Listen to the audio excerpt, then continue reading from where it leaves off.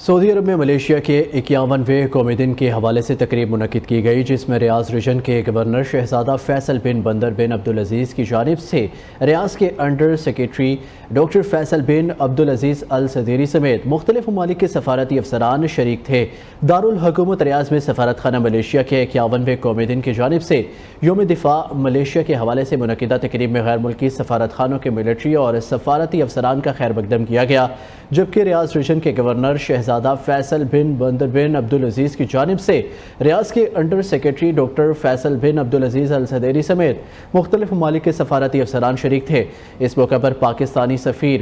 داتوک وان زیدی وان عبداللہ نے کہا کہ 67 سال پہلے ہماری قوم کی آزادی کے بعد سے ملیشیا نے غیر معمولی ترقی دیکھی ہے، جو زراعت پر مبنی معیشت سے متحرک متنوع معیشت کی طرف منتقل ہو رہی ہے۔ مضبوط بنیادی اصولوں اور جرأت مندانہ ساختی اصلاحات نے ملک کو جنوب مشرقی ایشیا میں کاروبار کا مرکز بنا دیا ہے۔